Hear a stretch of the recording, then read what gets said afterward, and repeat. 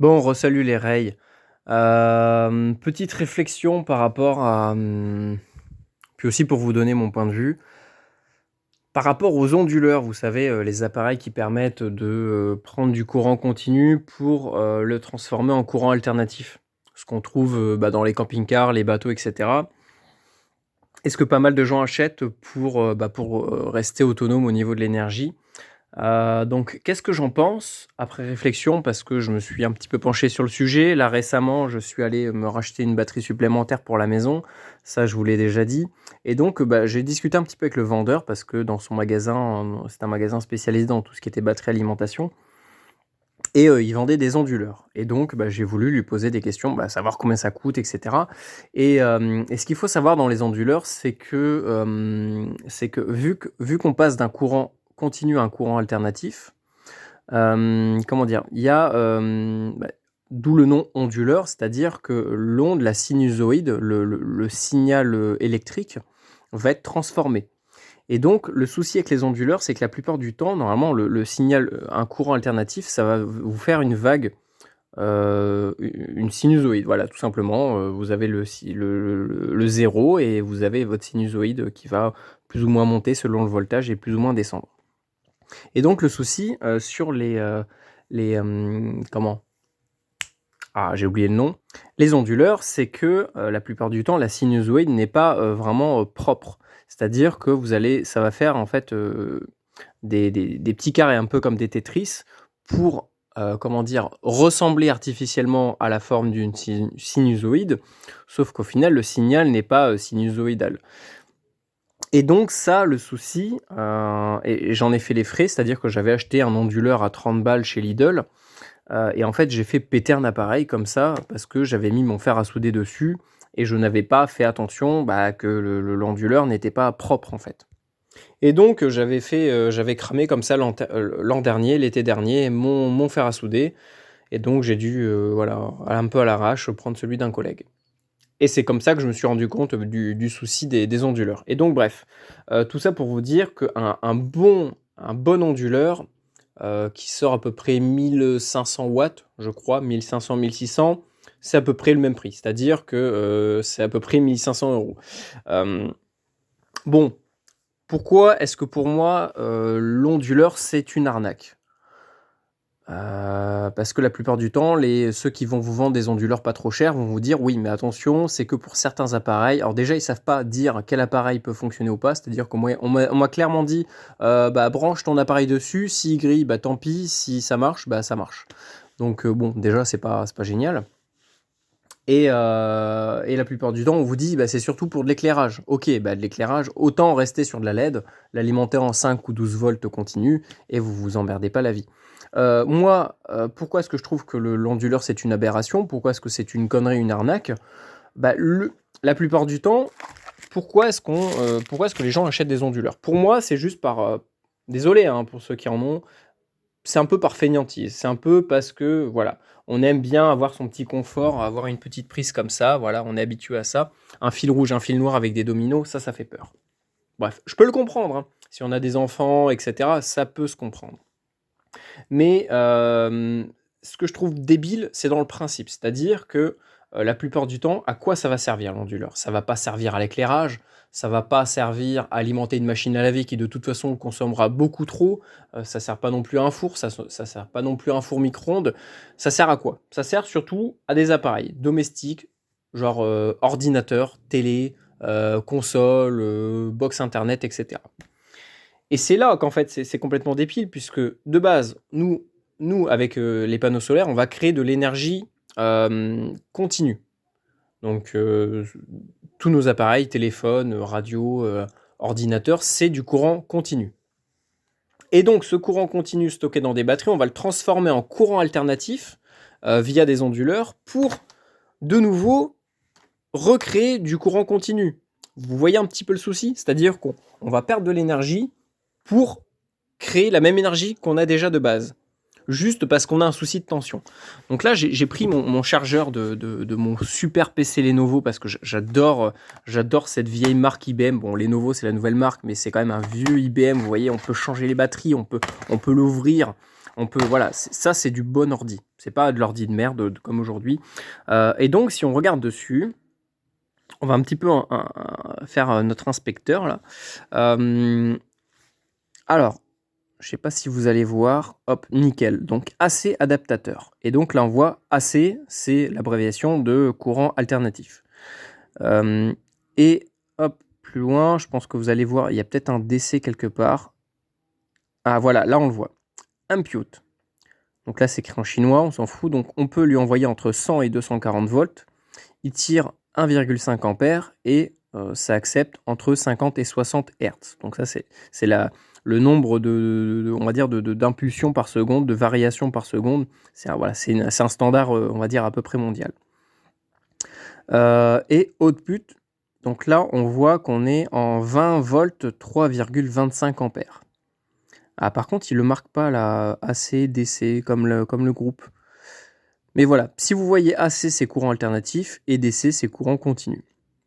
Et donc, pour recharger un ordinateur, plutôt que de se faire chier acheter un onduleur à 1000 balles, qui va prendre du courant continu pour faire de l'alternative pour faire du continu, autant rester sur du continu. Le seul souci, au final, c'est la batterie. C'est parce que la batterie, elle a été conçue à l'intérieur pour être alimentée avec un voltage de 20, enfin avec une tension de 20 volts. Et on peut le voir, je sais plus où. Je crois que c'est au 18-20. Ok, ça sort du... Pourquoi c'est 11,1 volts? Qu'est-ce que c'est que cette connerie? Ah bah c'est encore mieux. Ah mais c'est encore mieux. Ah mais là, alors là, je viens de découvrir un truc. Moi je pensais que les batteries étaient en 18 volts. Alors ça va être encore plus facile. C'est-à-dire que concrètement, là, la seule chose à faire, si vous voulez pas vous faire chier avec des onduleurs, c'est juste, alors c'est soit d'avoir un redresseur de tension qui va prendre du 12 volts ou du 14 volts et qui va en faire du 20 volts. Et donc à partir de là, vous avez juste à le réinjecter dans le câble, dans ce câble-là, et le brancher dans l'ordinateur. Donc là, c'est encore plus facile. Bon, après, je sais pas si ça existe des redresseurs de tension pour des tensions pareilles, parce que là, ça demande quand même 3,25 ampères, donc il faut vraiment avoir un redresseur de tension qui tienne le coup. Donc là, on a une batterie de 11,1 volts. Et ça, je pense que c'est tout simplement des plots pour recharger toutes les cellules séparément. C'est-à-dire que là, en vrai, dès que vous avez ça, c'est pas une batterie. On appelle ça une batterie parce que c'est un ensemble. Mais en réalité, ce qu'il y a dedans, regardez, c'est des batteries 18650 qui sont en 4,2 volts. Et donc, au lieu de se faire chier à acheter des appareils qui permettent de redresser les tensions, des machins, pour recharger des cellules qui sont en 4,2 volts, il suffit juste... Alors là, normalement, je pense qu'il y en a encore d'autres. Ouais, c'est la même taille. Donc là, je pense qu'il y en a encore là et là. En fait, voilà, tout le long, en fait, c'est que des 18650. Tac, je vous fais un petit peu le schéma grossier. Hein. J'en aurais pas assez, malheureusement. Tac. Ah, mais oui, en fait, d'accord, j'ai compris comment ils font. Et donc là, ce qu'il nous faut, c'est juste démonter cette batterie-là. À la rigueur, je pense que même les Lenovo, on n'a pas besoin, mais c'est pareil sur tous les ordinateurs. C'est-à-dire que ça sera forcément constitué de, au minimum, 3 grosses cellules. Donc les cellules, c'est des batteries en vrai, ce qu'on appelle des cellules.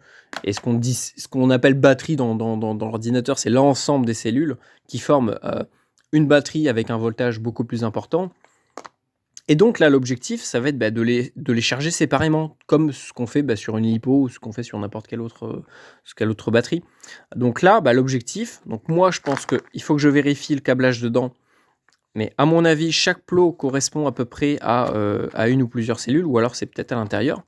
Mais sinon, si vous ouvrez votre ordinateur et que vous voyez qu'il y a 3 cellules, par exemple, maintenant elles sont plates, enfin bref, 3 petites batteries ou grosses batteries au lithium, il vous suffit d'acheter, alors comment ça s'appelle? Un BMS.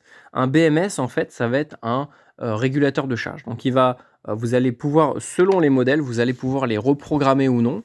Donc, vous pouvez, par exemple, calculer la tension maximale de charge, minimale, enfin, à quel moment ça doit se remettre en charge, à quel moment la batterie se coupe pour pas tomber en sous-tension. sinon vous allez bousiller vos batteries, et ça c'est le cas pour celles-là, hein. Elles ont fait de la sous-tension et maintenant elles sont mortes. Et donc l'idée, ça va être juste d'installer un BMS sur la batterie de vos appareils, tout simplement.